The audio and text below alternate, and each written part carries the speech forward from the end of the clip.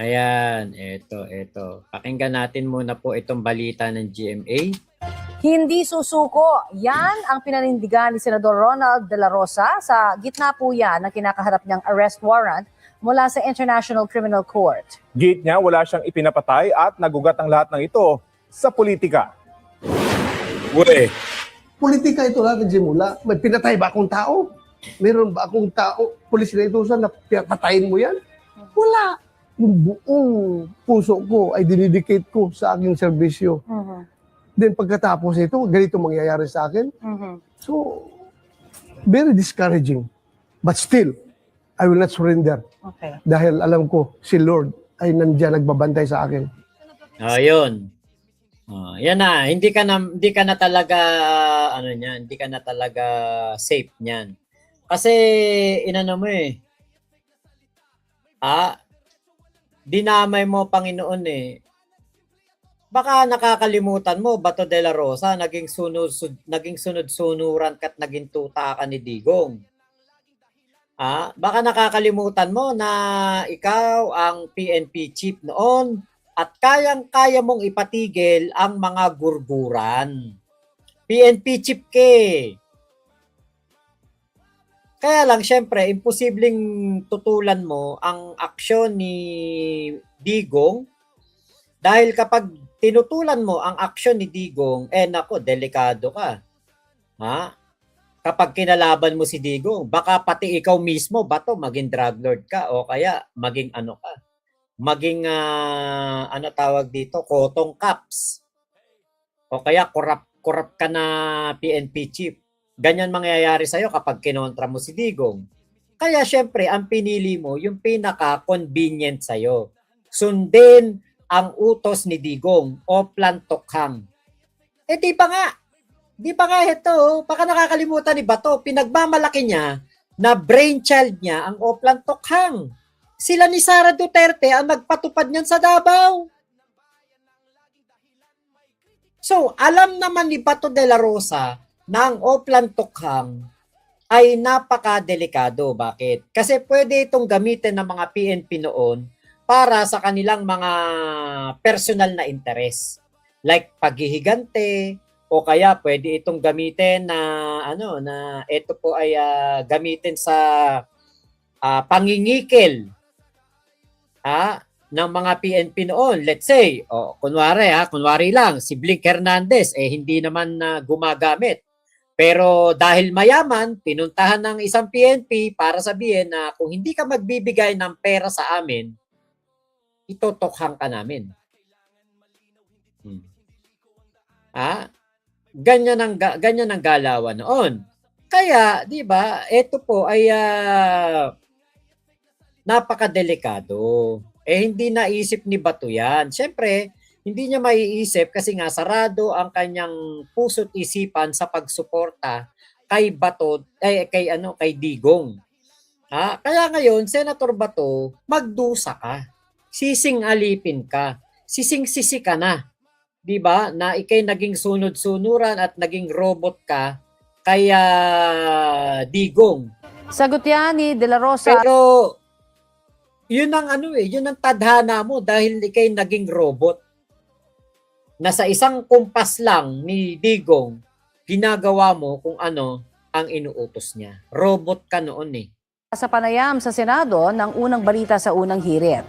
Dagdag ng senador, magtatrabaho raw siya habang nasa protective custody ng Senado. Muli ring iginiit ni De La Rosa na hindi siya obligado na sundin ang arrest warrant mula sa ICC dahil hindi na tayo miyembro nito. Umaasa rin si De La Rosa na maging patas ang Korte Suprema sa pagdedesisyon sa hiling niyang temporary restraining order sa posibleng pag-aresto sa kanya ng ICC. Naku, kapag naging patas ang Supreme Court, papabor yan na pahuli ka. Bakit? Patas pag naging patas ang Supreme Court, baka nakakalimutan ni Bato, karamihan ng mga ilan pang mga justices sa Supreme Court ay inappoint pa ni Digong. Baka mamaya maging patas yan at hindi pumabor sa'yo, magsisi ka. Taliwas naman sa kanyang unang pahayag na dadamayan niya ang nakakulong na si dating Pangulong Rodrigo Duterte sa The Hague, Netherlands. Nagbago raw ang kanyang pananaw tungkol dito. yes, medyo nagbago. Dahil nung nalaman natin na hindi pala basta-basta makabisita sa kanya, very strict ang policies nila doon. So, it defeats the purpose of being there with him in the same vicinity. Kung hindi mo siya malalapitan, hindi mo siya makakommunicate. Di ba? Nagpakatuta ka kasi kay Digong kaya yan napapala mo. Ngayon, punta tayo dito sa pagsuko ni Bato de la Rosa. Kasi, alam naman natin na itong si Bato de la Rosa ay umamin po na kaya siya pumasok o kaya siya nagpakita sa Senado ay dahil nga po nalalapit na ang impeachment trial ni Sara Duterte. Yan po ang kanyang sinabi. Inamin po niya yan para makaboto. Di ba? Kaya ito, talagang malinaw na kaya po nagkaroon ng Senate coup. At kaya po pumasok ang isang Bato de la Rosa ay para saklolohan si Sara Duterte.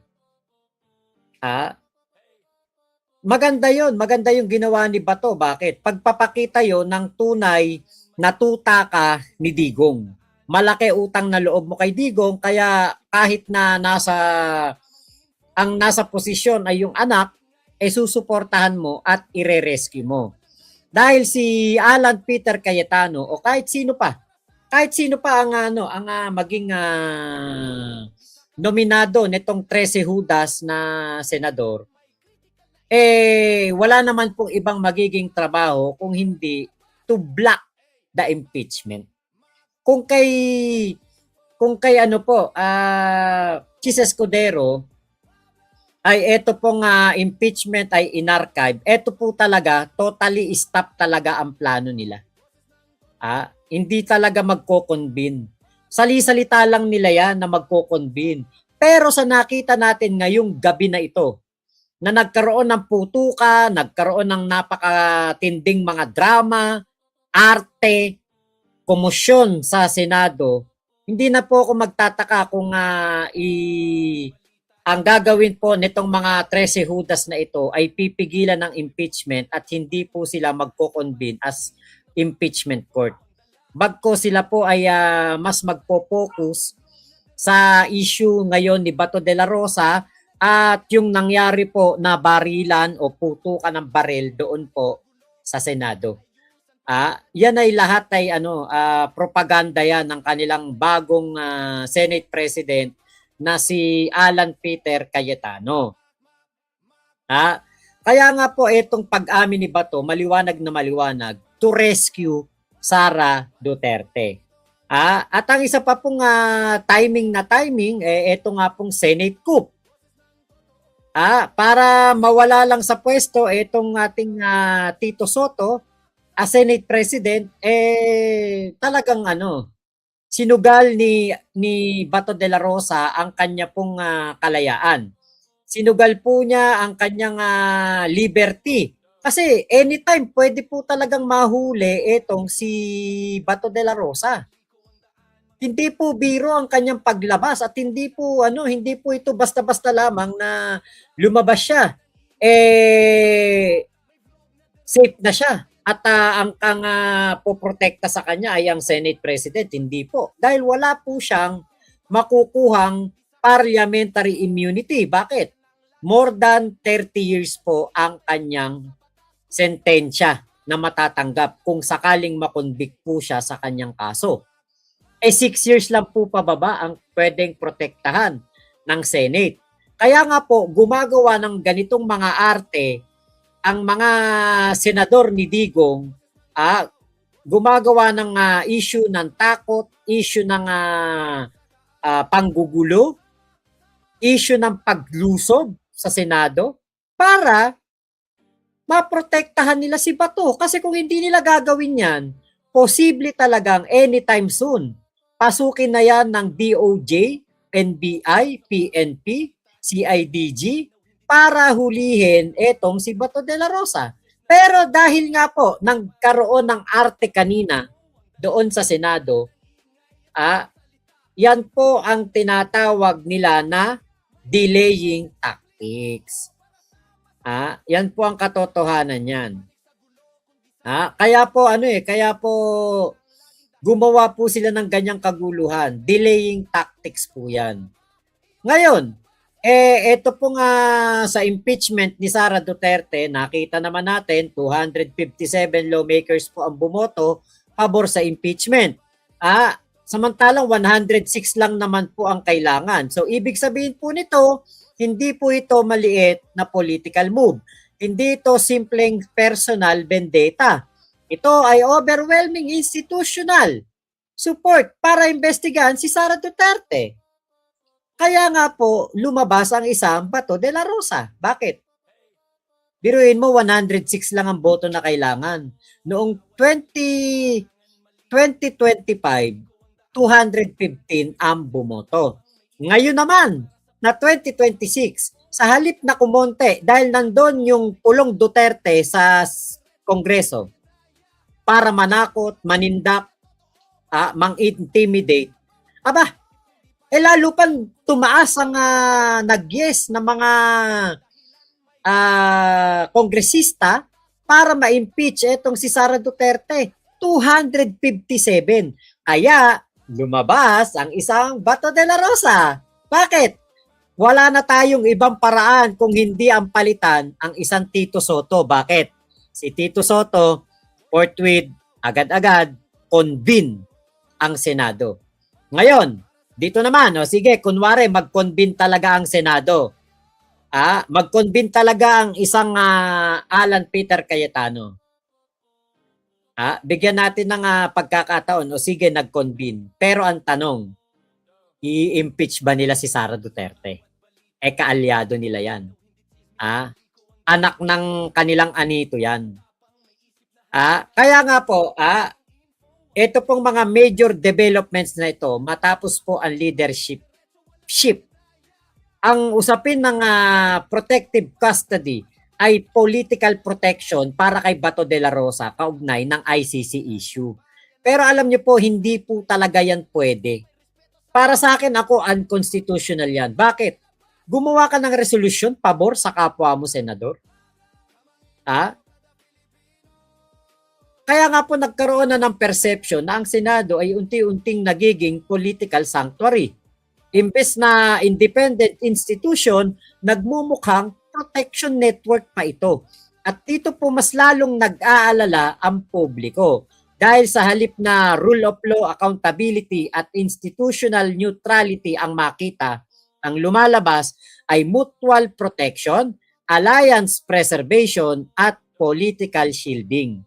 Which is, actually, sanay naman na tayo. Galawan Duterte talaga yun eh.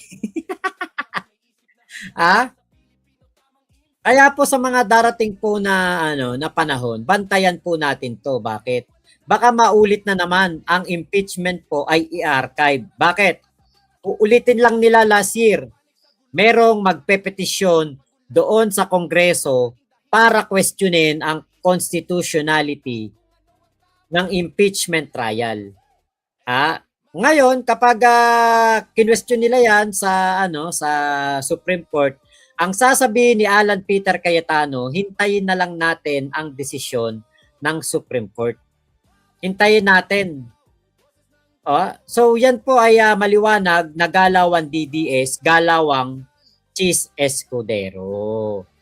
Ayan. Ngayon po, tayo pong mga Pilipino, hindi naman maitatanggi, lahat tayo naghihirap po sa taas ng mga presyo ng bilihin. Problemado po tayo sa mga trabaho, nagtitipid tayo sa pagkain at hirap sa araw-araw na buhay. So, ngayon, nakakalungkot lang pong makita na ang inaatupag po ng Duterte Bloc yung impeachment, positioning, regrouping, rescue operation kay Sara at survival sa politics. So, di ba dapat ang inuuna po, inflation, agriculture at healthcare. Kaya lang, ang inuuna po nila kung paano maililigtas si Sara Duterte. At yan po ang nakakalungkot na realidad ng Senado ngayon. Yan po ang pinaka katotohanan. Ngayon, ironically, ang mismong Senate ko po ang naglantad sa tunay nilang takot. Dahil kung kumpiyansa silang walang kaso si Sara Duterte, bakit kailangan kontrolin agad ang Senado? Bakit kailangan pampalitawin si Bato de la Rosa na nahimik na sa bundok? Ang sarap-sarap ng buhay, pakuya-kuya-kuy na lang, sumasahod ng malaki kahit hindi nagtatrabaho, pinalabas pa ni Alan Peter Cayetano. Diba? Mas yun mas yun ang nakikita natin. Bakit kailangan magmadaling magpalit ng liderato kung hindi naman pala impeachment ang dahilan? Diba? O bakit nagmamadali si Alan Peter? Bakit kailangan may black voting at bakit kailangan may sanctuary politics? Bakit ginagawang sanctuaryo ang Senado? Simple lang po ang sagot. Dahil alam nilang kapag umandar po ng maayos ang constitutional process, mas lalo pong lalabas ang bigat ng mga alegasyon. Kaya po, kapag po mas inuuna ng mga politiko ang pagliligtas sa isa't isa, kaysa pananagutan sa taong bayan, mas lalo pong lumalalim ang krisis ng tiwala sa gobyerno. Mas lalo pong nakikitaan ng